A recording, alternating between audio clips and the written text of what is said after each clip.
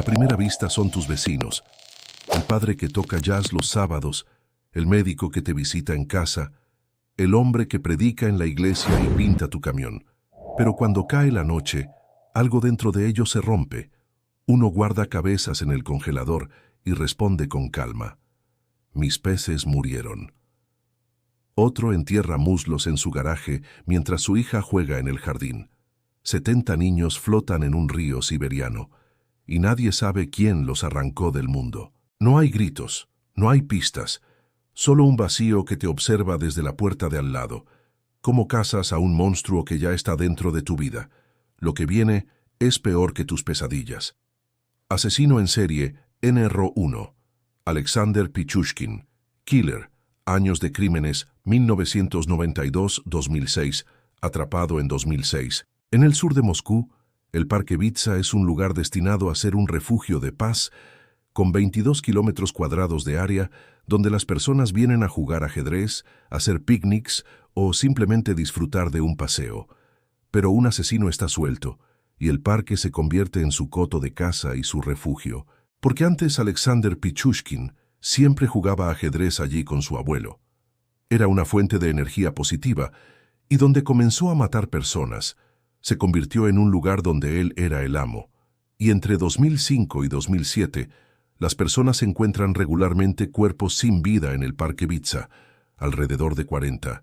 Todos hombres, casi todos alcohólicos sin hogar, socialmente desfavorecidos, y la policía no hace el mejor trabajo, al menos en las fases iniciales, antes de que se den cuenta de que es un asesino en serie, porque encuentran que las escenas del crimen no se manejan adecuadamente debido a quién es la víctima.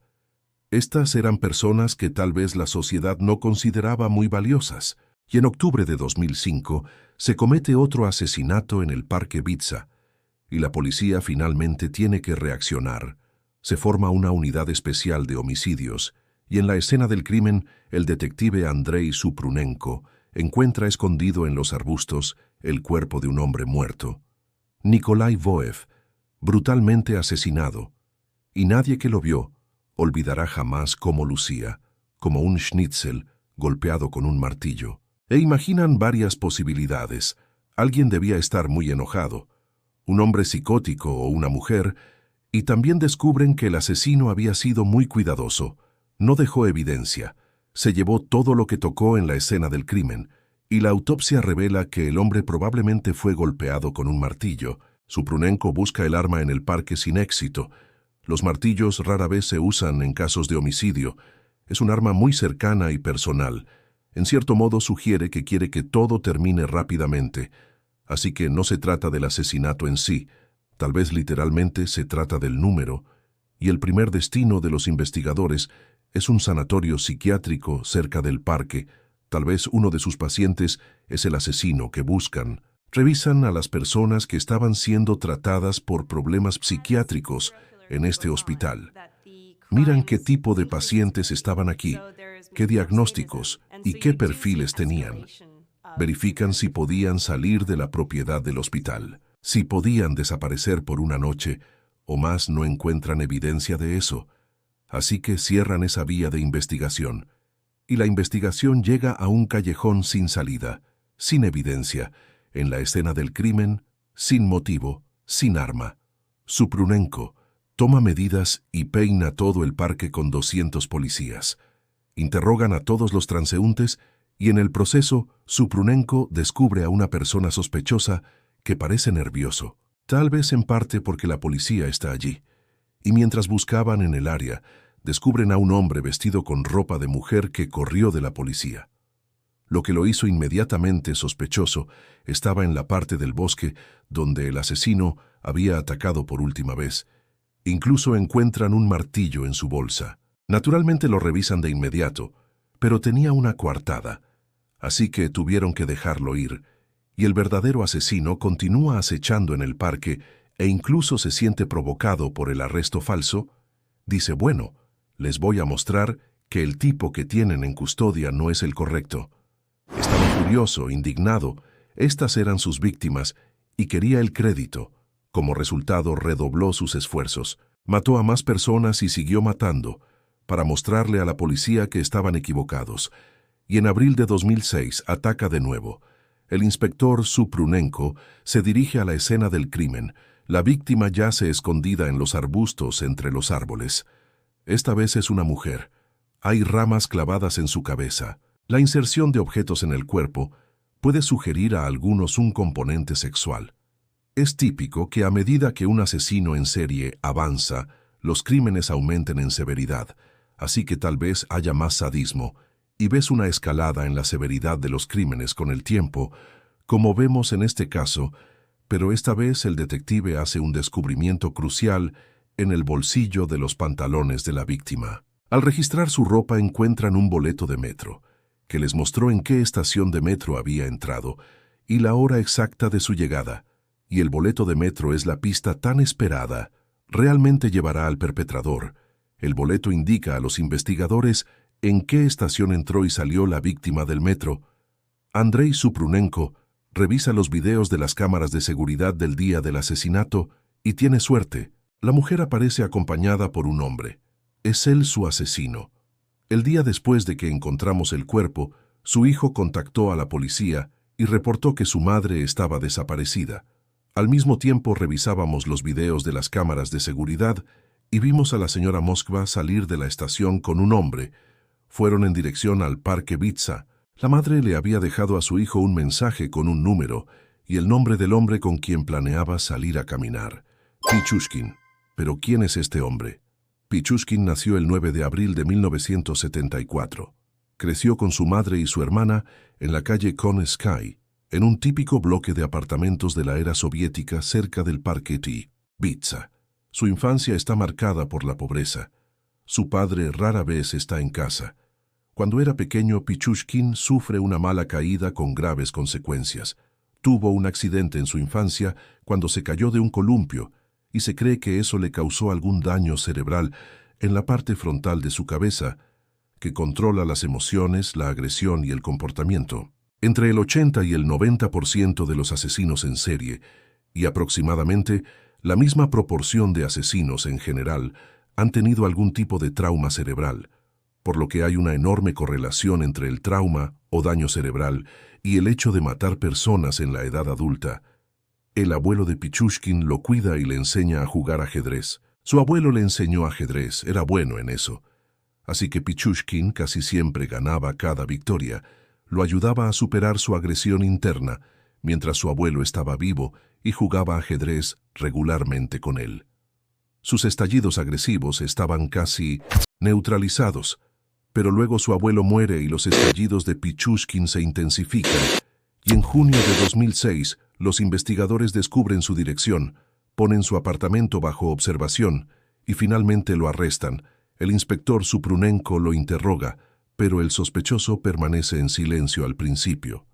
Por la noche recibimos una llamada de que Pichushkin quería hablar ahora y confesaría el asesinato de Moskva. Una vez que lo admitió, sabíamos que teníamos que hacer que hablara más. Inicialmente actué con escepticismo para provocarlo a que me convenciera. Mientras nos contaba más y más detalles, entendimos su carácter.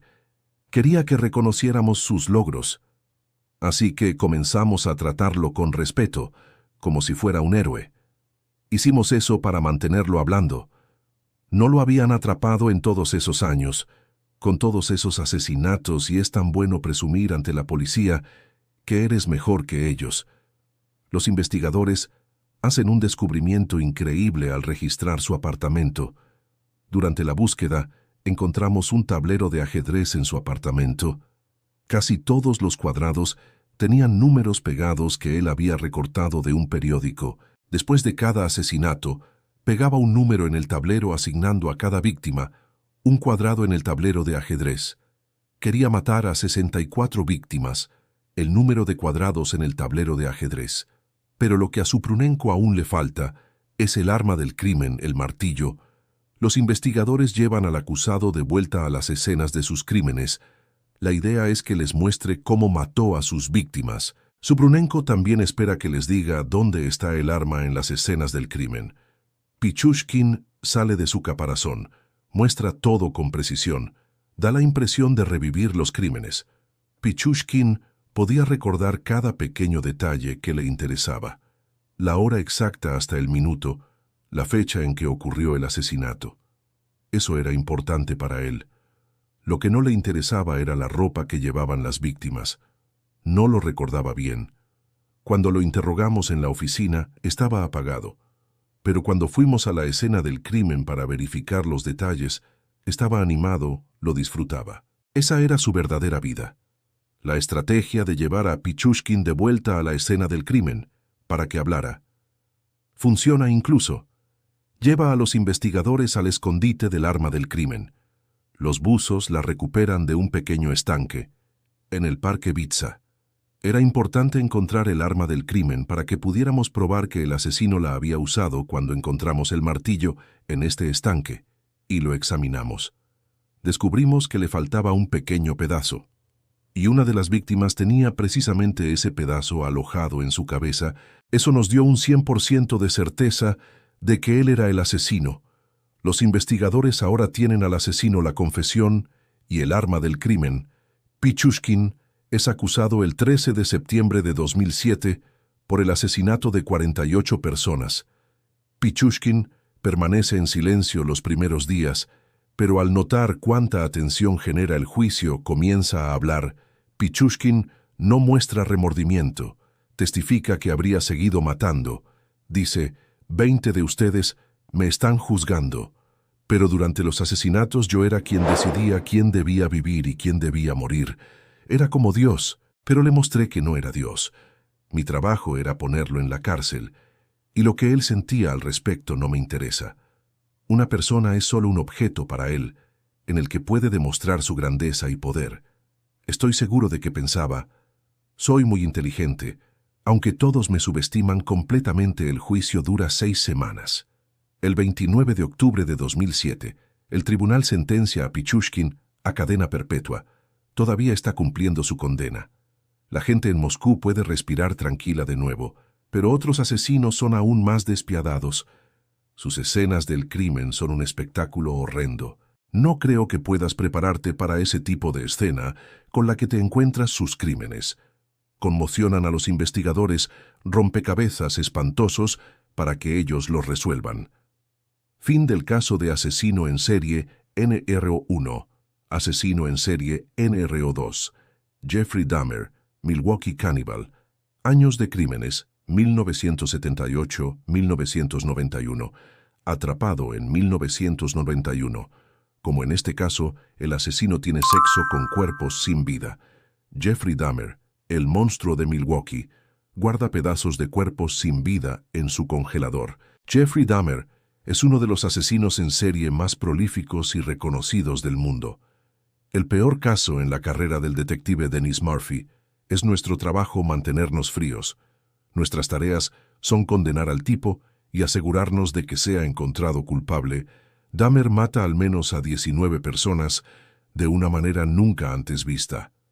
Milwaukee, en la noche del 22 de julio de 1991, un hombre descubre un tambor de ácido con partes de cuerpos en el apartamento de su amigo. Jeffrey Dahmer. Lo que los oficiales encuentran en el apartamento es puro horror, un congelador lleno de partes de cuerpos. El detective Dennis Murphy aún no sospecha que están arrestando a uno de los asesinos más despiadados de la historia estadounidense. A las 3 de la mañana recibo una llamada del teniente Bond. Dice, tienes que venir aquí. Tenemos a un tipo que tiene 10 u 11 cráneos en su apartamento. Y por supuesto dije, sí, me estás tomando el pelo, pero usé otras palabras. No le creí y él dijo, vuelve a llamar. Ven aquí, y colgué. Así que fui al trabajo de inmediato, mientras sus colegas recolectan evidencia de vuelta en la estación.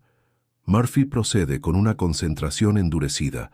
Debe hacer que Dahmer confiese. Hablé con él durante 17 horas, el primer día más de 17 horas, y luego al día siguiente, creo que fueron 16. Para entonces teníamos la confesión completa de él, antes de que su abogado pudiera venir y decir, quiero hablar con él. Y cuando lo hizo, Dahmer no quiso hablar con él. Firmó una declaración diciendo, no quiero hablar. Después de 3 días, Dennis Murphy rompe al asesino. Dahmer comienza a confesar, y lo que dice suena increíble. Todo comienza en el Ambassador, un hotel. El primer escenario del crimen del monstruo de Milwaukee. Aquí, Jeffrey Dahmer mata a su primera víctima, una pareja sexual Stephen Tuomi, y luego tuvo un problema para deshacerse del cuerpo. Así que fue a una tienda de excedentes en la avenida Wisconsin.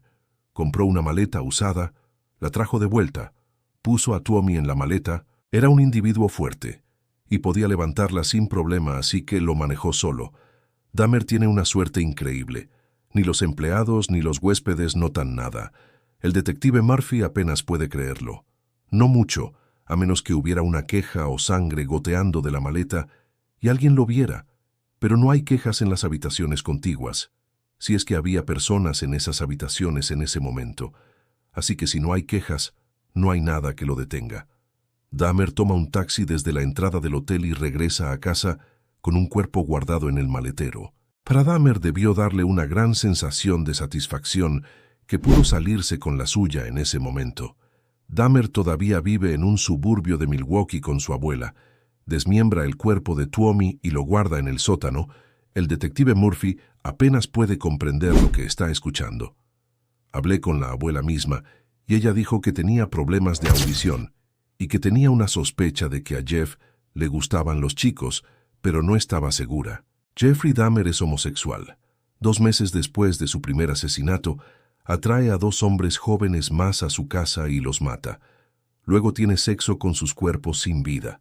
Así que drogarlos o matarlos primero y luego tener comportamientos sexuales probablemente lo hacía sentir más cómodo, porque realmente no tenía la capacidad de interactuar con las personas. Las personas pueden rechazarte, pueden irse, etc. No me gusta que se muevan. No me gusta que hablen solo. Los quiero allí acostados. Bueno, eso es lo que obtienes con un cuerpo sin vida. El detective Murphy descubre que Dahmer arroja despreocupadamente las partes del cuerpo con la basura doméstica. El monstruo de Milwaukee deja un bote de basura en la acera.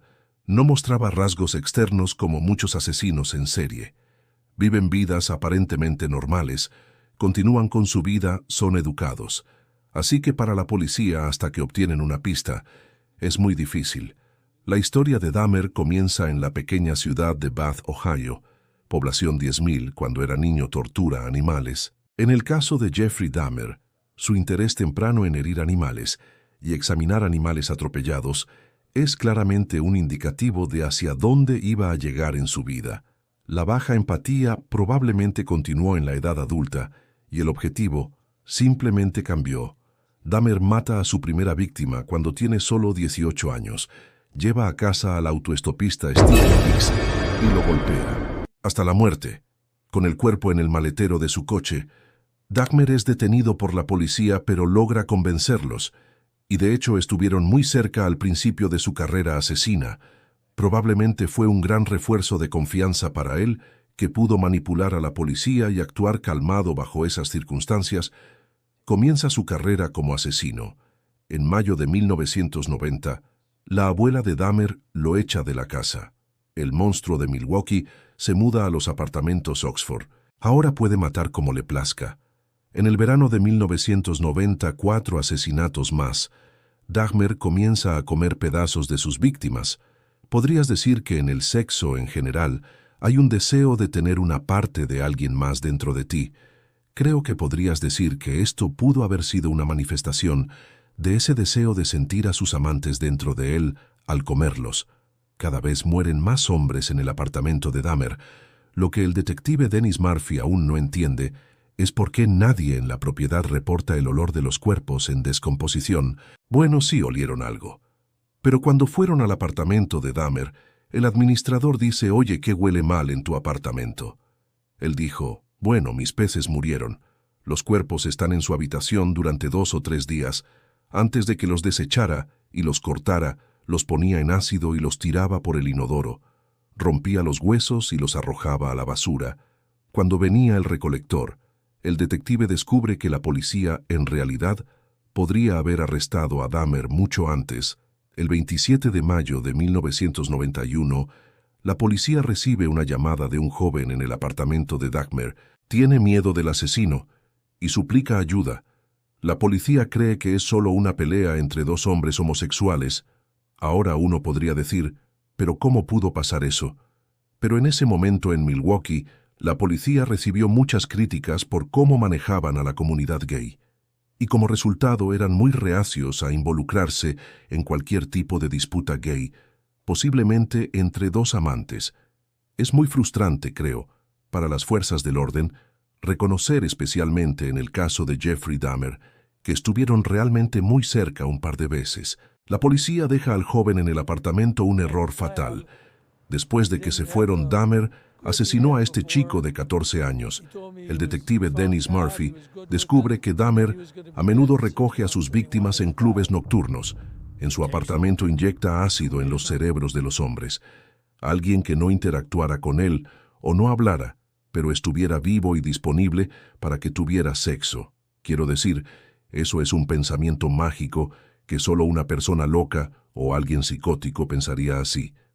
Así termina una confesión increíble. El detective Murphy exprimió todo de Dahmer durante el interrogatorio. Pero en la corte, el abogado defensor del monstruo andante alega insanidad. Los psicólogos atestiguan las diversas perturbaciones psicológicas de Dahmer, incluyendo esquizofrenia. El juicio en curso está en peligro. Bueno, es nuestro trabajo mantenernos fríos, confiados y cómodos, porque si muestras alguna angustia, van a saltar sobre ti. Si lo arruinas todo, vas a perder tu testimonio. Tuvimos que probar la cordura, y creo que lo hicimos. Al final, la corte rechaza la alegación y sentencia a Jeffrey Dahmer a cadena perpetua. Esto nunca ha sido un caso de intentar quedar libre. Nunca quise la libertad.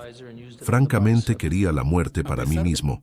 Un año después, Dennis Murphy visita a Dahmer en prisión, y en ese momento había pasado de 190 libras de músculo a 215 libras de flacidez.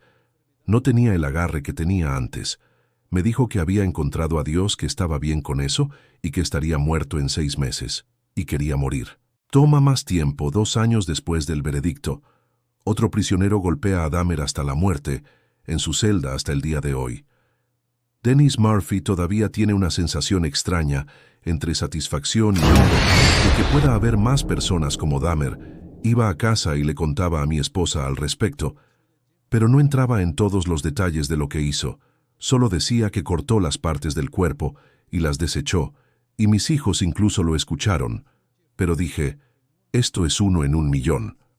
No quiero que piensen que todas las personas son así, pero hay más de ellos asesinos despiadados que no conocen la simpatía por sus víctimas. Matan durante años sin ser notados. Sus víctimas son hombres, mujeres e incluso niños. No le importaba si vivían o morían. No le importaba si los lastimaba. Fin del caso de asesino en serie NRO2, asesino en serie NRO3, Alexander Spesivtsev, Monster Reaper, años de crímenes, 1991-1996, atrapado en 1996. En la gélida Siberia profunda de 1996, la ciudad de Novokuznetsk, con 500.000 de habitantes, se convierte en el escenario de un horror inimaginable, cuando Alexander Spesivtsev, ayudado por su madre Ludmila, atrae a más de 80 niños menores de 13 años entre 1991 y 1996, aprovechándose de la pobreza post-soviética, donde los pequeños mendigan en las calles y nadie los busca cuando desaparecen. Y mientras Ludmila los convence con promesas de comida caliente, Spesivtsev los lleva a su apartamento, donde los tortura en el baño, los desmiembra vivos y tira los restos en bolsas de basura que su madre desecha religiosamente, hasta que el inspector Alexander Oreshin encuentra pies, manos y huesos humanos flotando en el río Aba, y una niña de 13 años sobrevive milagrosamente para contar el horror con ojos llenos de terror, llevando a la policía al apartamento donde madre e hijo discuten frente a los agentes sobre quién limpiaba más cuerpos, con Ludmila gritando que solo ayer fueron 4 botes de basura, lo que resulta en 13 años de prisión para ella y un diagnóstico de locura para él, que aún hoy permanece encerrado en un pabellón psiquiátrico. Pero la historia comienza mucho antes, en esta ciudad industrial, donde la crisis económica deja a miles de familias en la miseria. Los niños vagan solos, porque los padres trabajan turnos interminables en fábricas o simplemente han desaparecido en el alcoholismo. Y Spesivtsev, Un hombre de 26 años con historial psiquiátrico, que incluye internamientos por violencia extrema, vive con su madre Ludmila en un pequeño apartamento de 2 habitaciones donde el baño se convierte en cámara de tortura. Ludmila, una mujer de 50 años que trabaja como maestra, actúa como cebo perfecto, porque nadie sospecha de una abuela amable que ofrece pan y sopa a los niños hambrientos. Ella los lleva a casa con la excusa de alimentarlos, y luego cierra la puerta mientras su hijo comienza el ritual. Primero los golpea hasta dejarlos inconscientes, luego los despierta con agua fría para torturarlos durante horas, usando cuchillos, martillos y cualquier herramienta que encuentre, corta pedazos mientras aún respiran. Obliga a algunos a ver cómo desmiembra a otros, y cuando terminan los cuerpos, son cortados en partes pequeñas que caben en bolsas de basura comunes. Ludmila sale de noche a tirarlas en contenedores públicos o directamente al río Aba, que cruza la ciudad durante 5 años. Esto sucede sin que nadie conecte los puntos, porque los niños desaparecidos son considerados fugitivos o accidentes, hasta que en enero de 1996, 3 niñas entran al apartamento juntas. Una de ellas, llamada Nastia, logra esconderse bajo la cama durante 3 días, mientras Spesivtsev mata y desmiembra a sus amigas, come pedazos crudos frente a ella y obliga a Ludmila a limpiar la sangre. Nastia sobrevive bebiendo agua del inodoro y comiendo restos de comida que encuentra en el suelo. Cuando finalmente la policía llega alertada por vecinos que oyen llantos, encuentran el apartamento convertido en matadero, con sangre en todas las paredes, pedazos de carne humana en ollas de la cocina y Ludmila lavando ropa ensangrentada. Madre e hijo comienzan a pelearse frente a los agentes. Ludmila grita que está cansada de limpiar 4 botes de basura cada día, que su hijo es un monstruo, pero ella solo quería ayudarlo. Spesivtsev ríe y dice que su madre es su mejor cómplice. La niña Nastia es llevada al hospital donde cuenta todo con detalle. Los médicos encuentran marcas de mordidas humanas en los restos recuperados del río. El juicio revela que Spesivtsev guardaba diarios con dibujos de cada niño y la fecha exacta de su muerte. Ludmila recibe 13 años por complicidad y encubrimiento. Spesivtsev es declarado legalmente loco y enviado a un hospital psiquiátrico de máxima seguridad donde permanece hasta hoy. Los investigadores estiman que el número real de víctimas podría superar los 100 porque muchos cuerpos nunca fueron encontrados. La ciudad de Novokuznetsk instala placas en memoria de los niños desaparecidos y los padres aún dejan flores en el río Aba cada aniversario. Fin del caso de asesino en serie NRO3. Asesino en serie NRO4. Manfred Sill, Jack the Ripper. Años de crímenes 1971-2004. Descubierto después de muerte en 2014. No arrestado. En 2014, una hija limpia el garaje de su padre recién fallecido en un tranquilo suburbio de Frankfurt y al abrir 2 barriles de plástico, encuentra los restos desmembrados de una prostituta, revelando que Manfred Sill, el hombre de familia, músico de jazz y dueño de un negocio de limpieza que todos admiraban, había asesinado al menos a 5 mujeres confirmadas entre 1971 y 2004, probablemente más de 10, todas trabajadoras sexuales del Barrio Rojo, a las que visitaba cada sábado buscando sadomasoquismo extremo, guardando trofeos como cabezas y muslos que olían a muerte en su garaje, mientras la unidad policial Alaska reabre casos sin resolver y descubre más de 30.000 archivos de pornografía violenta en su casa que coinciden con las heridas de las víctimas. Pero Sill muere sin confesar, llevándose su secreto a la tumba y dejando a los investigadores con la frustración de nunca saber exactamente cuántas vidas destruyó. Y la historia completa comienza en 1946, cuando Manfred Sill nace en una familia trabajadora de Schwalbach, un pueblo pequeño cerca de Frankfurt. Es un niño tímido que aprende a tocar el saxofón y forma una banda de jazz local. Se casa joven, tiene 2 hijas, abre una empresa de limpieza industrial que crece hasta emplear a 30 personas. Los vecinos lo describen como un hombre amable que toca en bodas y siempre ayuda con los problemas del vecindario, pero cada sábado por la noche conduce al barrio rojo de Frankfurt. Visita prostíbulos especializados en sadomasoquismo extremo, paga extra por sesiones donde puede golpear y cortar sin límites. En 1971 mata a su primera víctima confirmada, una prostituta llamada Roswitha, la lleva a un motel, la ata a la cama, la golpea con un cinturón hasta romperle las costillas, la corta con un cuchillo de cocina en el abdomen y el pecho, la estrangula con sus propias medias, desmiembra el cuerpo en la bañera usando herramientas de su empresa de limpieza, guarda la cabeza y los muslos en un barril de plástico que entierra en su garaje.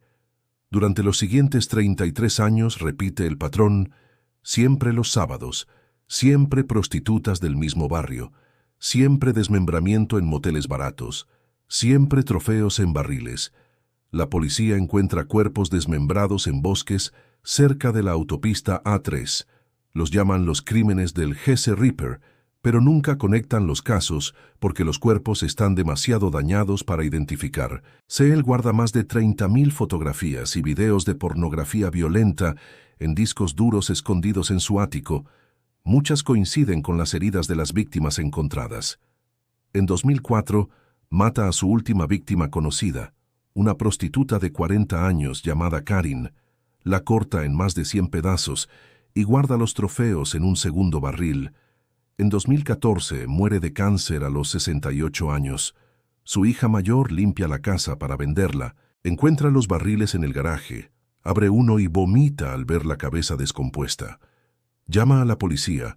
Los investigadores de la Unidad Alaska analizan los restos, identifican a 3 víctimas por ADN, encuentran herramientas de limpieza con sangre seca, discos duros con videos de sesiones reales, donde Seel filma sus crímenes. Los expertos forenses confirman que las heridas coinciden perfectamente. Pero Seel ya está muerto. No hay juicio, no hay confesión. La policía estima entre 10 y 15 víctimas totales. Basándose en los trofeos y los archivos, los vecinos no pueden creerlo. Recuerdan a Seel tocando jazz en el festival local, semanas antes de morir. La empresa de limpieza cierra la casa, es demolida.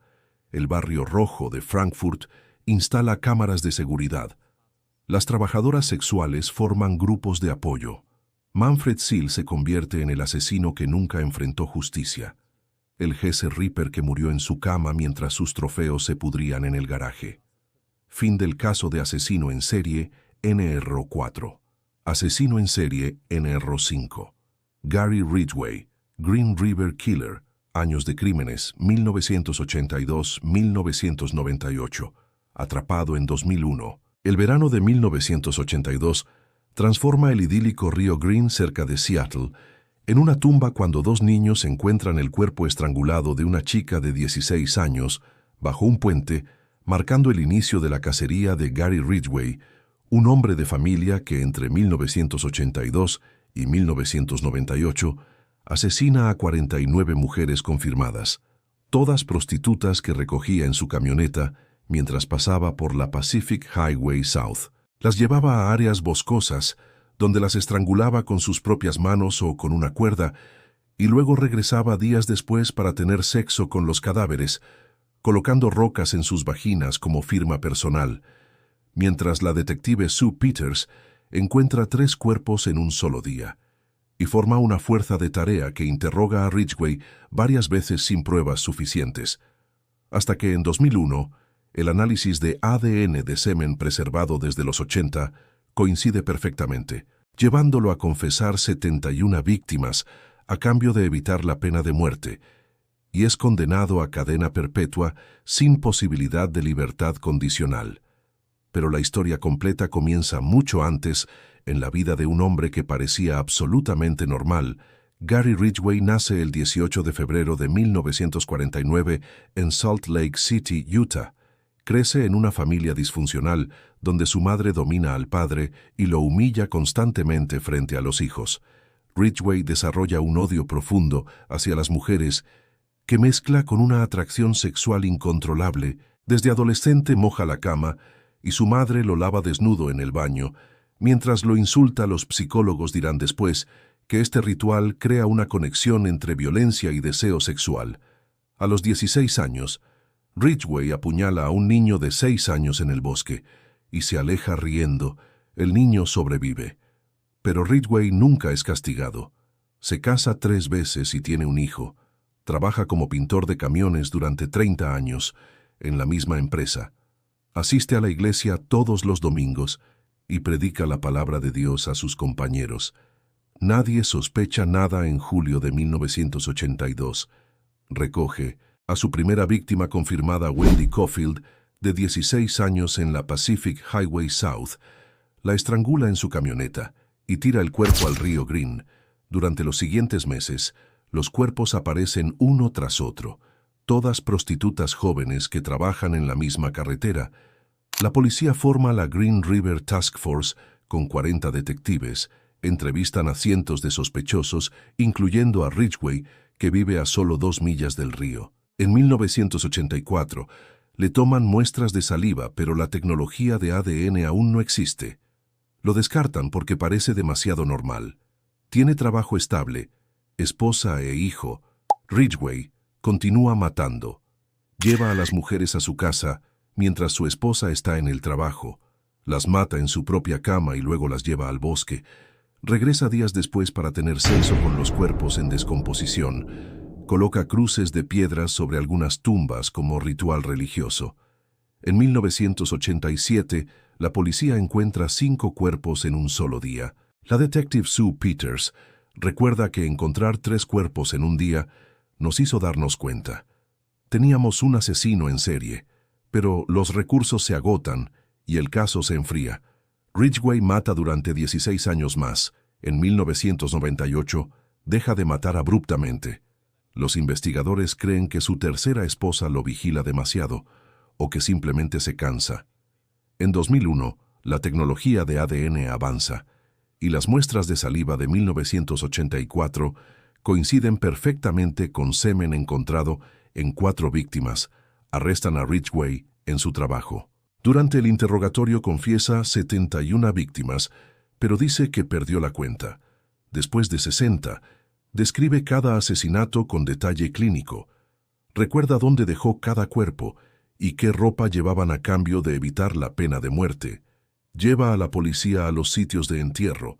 Encuentran restos de 48 mujeres, muchas nunca identificadas. Ridgway dice que elegía prostitutas porque eran fáciles de olvidar y porque odiaba a su madre. En 2003, se declara culpable de 48 cargos de asesinato. Recibe 48 cadenas perpetuas consecutivas sin posibilidad de libertad condicional. Pasa sus días en aislamiento en la prisión de Walla Walla. Escribe cartas a la policía pidiendo más reconocimiento por su récord. La Green River Task Force se disuelve después de gastar $40 millones. Las familias de las víctimas reciben compensación, pero muchas nunca recuperan los restos de sus hijas. El río Green vuelve a ser un lugar de picnic, pero nadie olvida que durante 16 años, un hombre normal mató a decenas de mujeres sin que nadie lo notara. Fin del caso de asesino en serie NRO 5. Asesino en serie NRO 6. Moses Sithole. Años de crímenes 1994-1995, atrapado en 1995. En 1995, Johannesburgo tiembla con 40 violaciones y 38 asesinatos en un solo año, todos perpetrados por Moses Sithole, un hombre encantador y atractivo que ofrece trabajos a mujeres jóvenes africanas, negras y pobres en municipios como Atteridgeville. Las lleva a campos aislados donde las estrangula manualmente, dejándolas desmayar y despertarse varias veces para prolongar el sufrimiento, hasta que el capitán Benol Binula encuentra 14 cuerpos en Boksburg y una amiga de una víctima da su nombre, lo que lleva a Sithole a llamar presuntuosamente a un periódico antes de ser baleado en el estómago durante una persecución y confesar todo, siendo sentenciado a 2.410 años de prisión por sus crímenes que aterrorizaron a toda Sudáfrica. Pero la historia comienza en 1964, cuando Moses Sithole nace en Vosloorus, un municipio pobre cerca de Johannesburgo. Su padre muere cuando él tiene 5 años y su madre lo abandona en una comisaría. Crece en orfanatos donde sufre abusos sexuales repetidos. A los 15 años, comienza a violar mujeres en los trenes. Es arrestado varias veces, pero siempre sale libre por falta de pruebas. En 1989 es condenado por violación y pasa 4 años en prisión. Sale en 1993, lleno de odio hacia las mujeres. Comienza a trabajar como reclutador de una organización benéfica falsa llamada Youth Against Human Abuse. Usa su carisma para atraer mujeres desesperadas por trabajo. Les promete empleos en fábricas o tiendas. Las lleva a terrenos baldados diciendo que el jefe las espera allí. Una vez solas, las golpea hasta dejarlas inconscientes. Las ata con sus propias medias. Las viola repetidamente y las estrangula lentamente. Deja los cuerpos en posiciones específicas, con las piernas abiertas y las manos atadas detrás de la espalda. En septiembre de 1994, mata a su primera víctima confirmada en Atteridgeville. Durante los siguientes meses, los cuerpos aparecen en 3 áreas diferentes: Atteridgeville, Boxburg y Cleveland, por eso lo llaman el ABC Killer. El capitán Benol Vínula encuentra 14 cuerpos en un solo campo en Boxburg, todos en diferentes etapas de descomposición. Una víctima tiene un mensaje escrito con lápiz labial en el cuerpo que dice I love you. La policía recibe una llamada anónima de una mujer que dice que su amiga aceptó un trabajo con Moses Sithole y nunca volvió. Los investigadores encuentran el nombre en registros de prisión. Descubren que Sithole vive en un pequeño apartamento en Cleveland.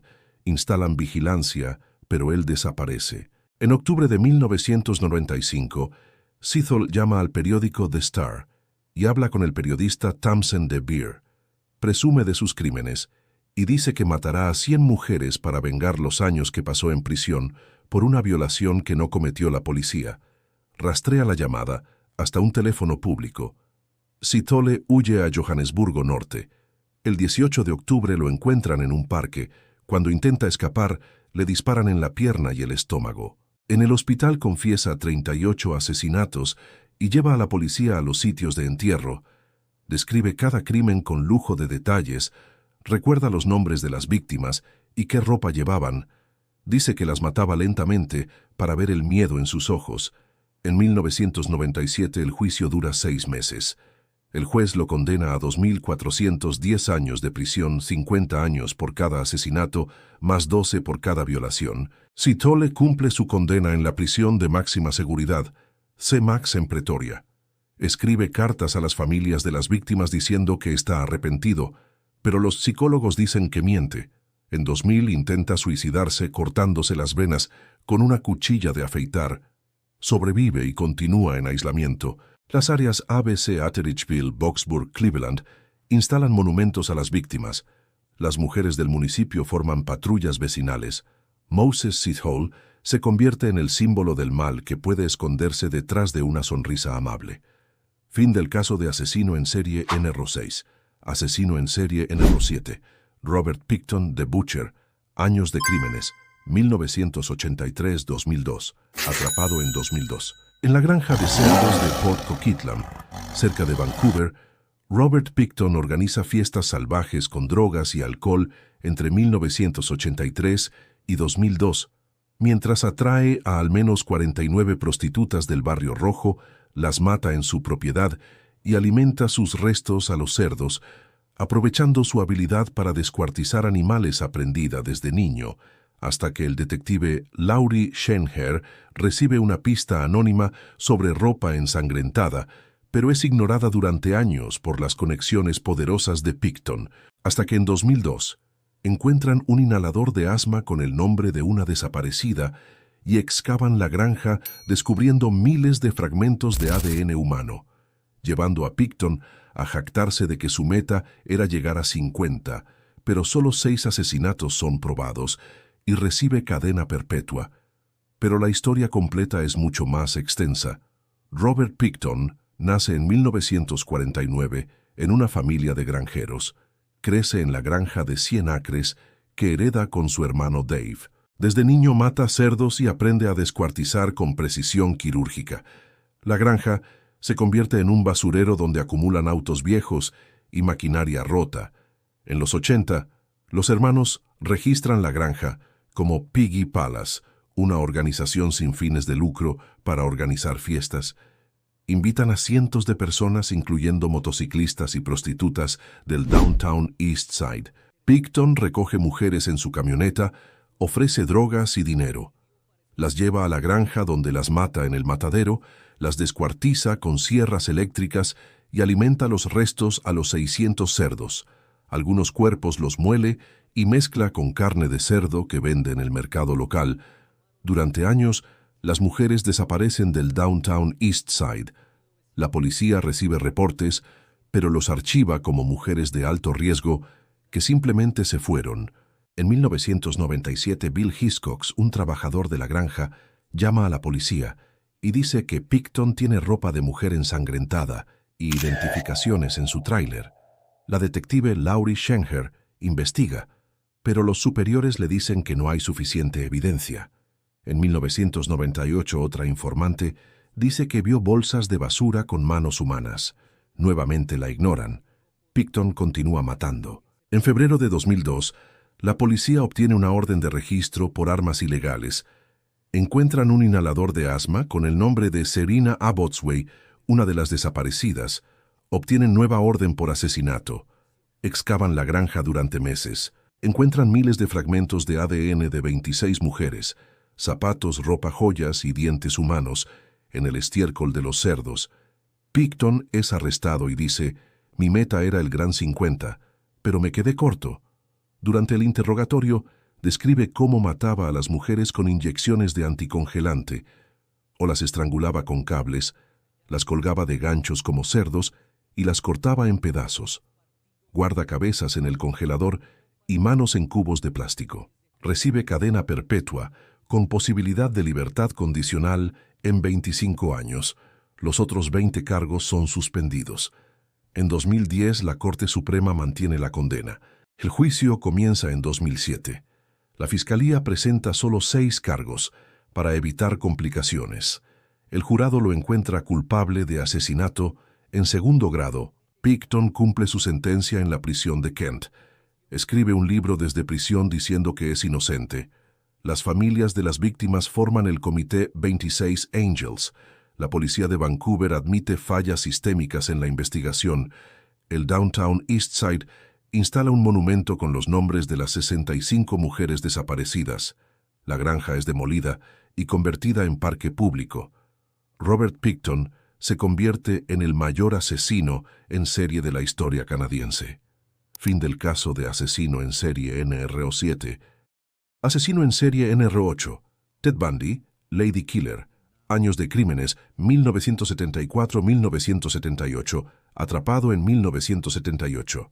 El verano de 1974 en el lago Sammamish, cerca de Seattle, marca el inicio público de Ted Bundy, un hombre atractivo con el brazo en cabestrillo que pide ayuda a mujeres jóvenes para cargar un bote y las golpea hasta la muerte en el bosque, asesinando a 30 víctimas confirmadas entre 1974 y 1978 en 5 estados, todas estudiantes con cabello largo que recordaban a su exnovia, con quien tenía sexo necrófilo después de regresar a los cuerpos, escapando 2 veces de prisión y matando incluso a una niña de 12 años, hasta que en 1978 lo atrapan en Florida. Se representa a sí mismo en juicio, diciendo: «Me declaro no culpable ahora mismo», y es ejecutado en la silla eléctrica en 1989. Pero la historia completa abarca toda su vida. Theodore Robert Bundy nace en 1946 en un hogar para madres solteras. Su madre lo cría diciendo que es su hermano para ocultar la vergüenza. Bundy descubre la verdad a los 23 años y desarrolla un odio profundo hacia las mujeres. Estudia psicología y derecho, trabaja en la línea de crisis de suicidio, es republicano activo y parece destinado al éxito.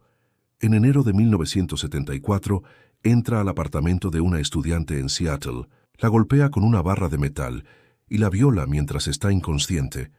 Durante los siguientes meses ataca a 8 mujeres más en Washington y Oregon, todas estudiantes universitarias con cabello largo partido al medio.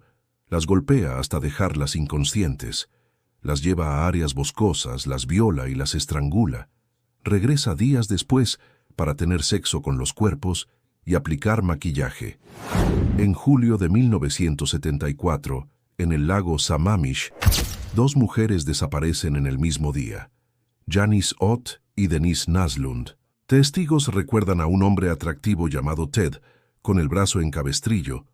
La policía publica un identikit. Bundy se muda a Utah para estudiar Derecho. Continúa matando. En octubre de 1974, recoge a Nancy Wilcox, de 16 años, en su Volkswagen Beetle, la estrangula y entierra el cuerpo. Durante 1975, mata a 5 mujeres más en Colorado, todas autoestopistas. En agosto de 1975, un policía lo detiene por conducir erráticamente. Encuentra esposas cuerda y una máscara de esquí en el auto. Lo arrestan por posesión de herramientas de robo. En febrero de 1976, lo condenan a 15 años. Durante el juicio en Utah escapa saltando por una ventana de la biblioteca. Lo recapturan después de 6 días. En diciembre de 1977, escapa nuevamente serruchando un agujero en el techo de su celda. Viaja a Florida. En enero de 1978, entra a la hermandad Chi Omega en la Universidad de Florida State, golpea a 4 estudiantes con un tronco, mata a 2 y deja a las otras con daños cerebrales permanentes. Horas después mata a Kimberly Leach, de 12 años. La lleva a un parque estatal, la viola y la estrangula. El 15 de febrero de 1978 lo detienen en Pensacola por conducir un auto robado. Los oficiales notan que coincide con la descripción del asesino de Chi Omega. Durante el juicio en Florida, actúa como su propio abogado. Interroga a testigos y hace declaraciones dramáticas. El jurado lo encuentra culpable en julio de 1979. Recibe 3 penas de muerte.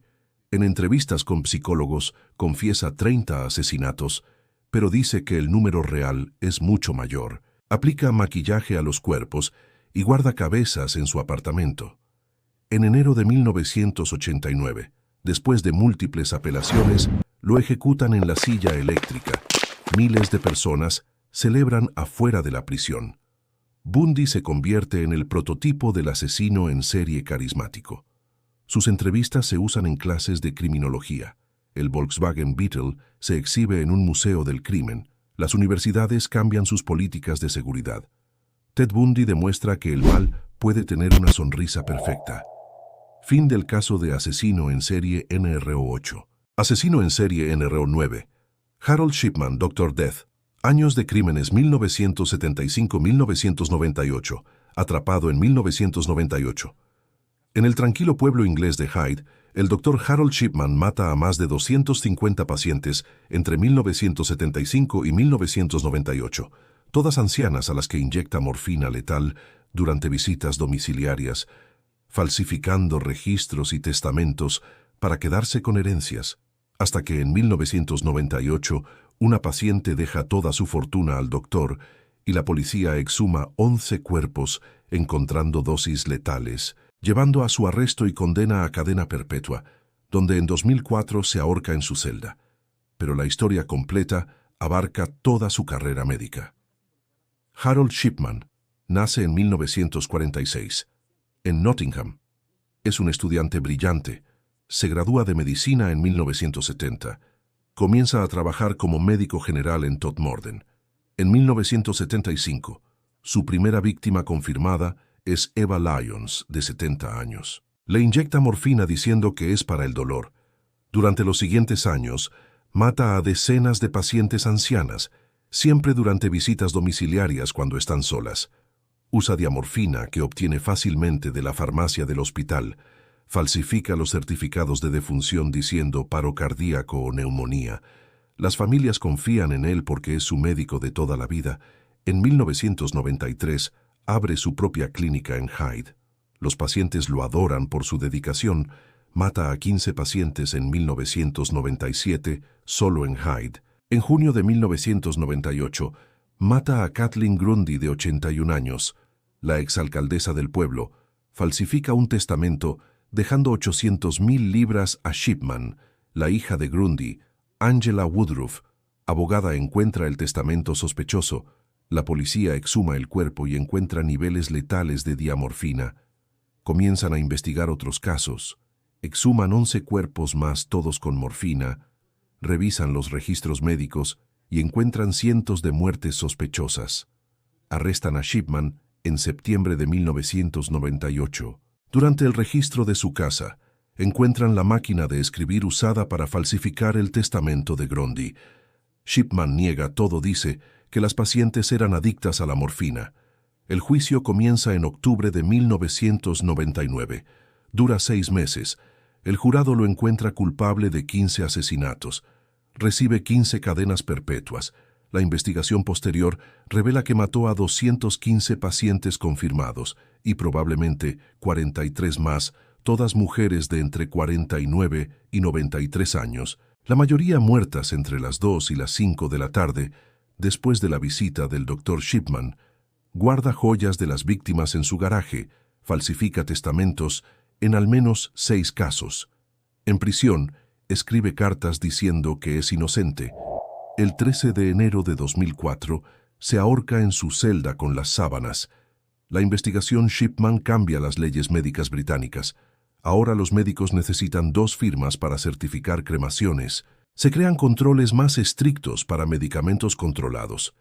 Las familias de las víctimas forman el Shipman Support Group. El pueblo de Hyde quita la placa de su antigua clínica. Harold Shipman se convierte en el mayor asesino en serie médico de la historia. Fin del caso de asesino en serie Nerro 9. Asesino en serie Nerro 10. Andrei Chikatilo, años de crímenes 1978-1990. Atrapado en 1990.